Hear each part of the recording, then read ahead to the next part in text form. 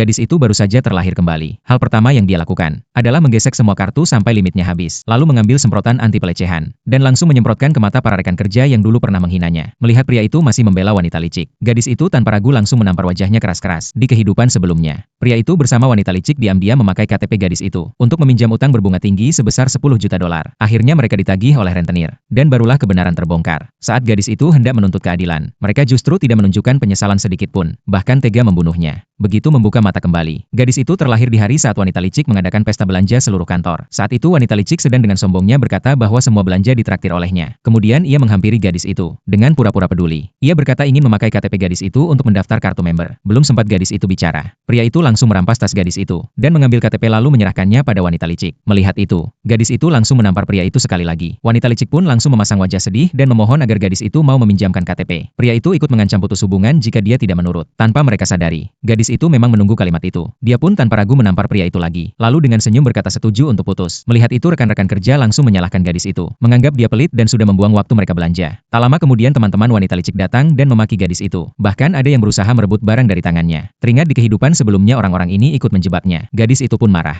langsung mengeluarkan semprotan anti pelecehan dari tas dan menyuruh mereka sendiri saja yang memberikan KTP kepada wanita licik. Mereka pun buru-buru menyerahkan KTP masing-masing. Namun wanita licik malah menolaknya, lalu berkata bahwa besok dia tetap akan membelikan mereka semua belanjaan. Sambil itu ia menatap tajam ke arah gadis itu, lalu pergi dari kantor bersama pria itu. Begitu mereka pergi, gadis itu pun langsung menggesek semua kartu kreditnya hingga habis dan menunggu pihak bank menagih utang. Tak lama kemudian, namanya masuk daftar hitam, rekening dibekukan, dan dia dilarang melakukan pembelian bernilai tinggi. Melihat semua ini, akhirnya dia merasa lega, lalu menelepon keluarganya. Di kehidupan sebelumnya, demi mendukung bisnis pria itu, dia menyembunyikan identitasnya sebagai putri konglomerat, bekerja keras di perusahaan tanpa mengeluh. Namun yang didapat malah pengkhianatan. Kali ini, dia tidak akan mengecewakan orang tuanya lagi. Dia pun memutuskan kembali ke keluarga, segera menghubungi asisten untuk mengatur perjalanan, dan bersiap memberi kejutan kepada orang tuanya yang ada di luar negeri. Keesokan harinya, ia pergi ke mall untuk membeli tas bagi ibunya. Namun tak disangka, ia bertemu dengan wanita licik yang sedang berbelanja. Pria itu melihatnya dan langsung mengejek. Katanya gadis itu tidak mampu membeli apapun di sana, dan jika dia mau berlutut meminta maaf, maka dia akan diizinkan ikut belanja bersama. Gadis itu tidak ingin menanggapi, tapi pria itu justru menarik lengannya. Tak tahan lagi, gadis itu langsung menampar wajah pria itu. Melihat itu, pria itu marah besar. Teman-teman wanita licik yang melihatnya, menyangka gadis itu ingin merusak rencana mereka. Mereka pun mengambil barang-barang mahal dan melemparkannya ke arah gadis itu. Staf toko langsung mencegah, karena barang-barang mewah itu harus diganti jika rusak. Namun pria itu tetap tidak peduli, bahkan mengambil pajangan mahal dan melemparkannya. Saat itu, manajer toko akhirnya datang. Melihat barang-barang rusak berserakan, ia langsung meminta pria itu mengganti rugi, lalu mengumumkan bahwa pajangan yang ia hancurkan bernilai 5 juta dolar, dan total kerusakan seluruh barang di toko mencapai 8 juta dolar. Sudah masuk ranah kriminal. Jika tidak diganti penuh, mereka tidak akan bisa meninggalkan tempat. Mendengar itu, pria itu langsung gemetar dan kehilangan arogansinya, lalu buru-buru memohon bantuan pada wanita licik.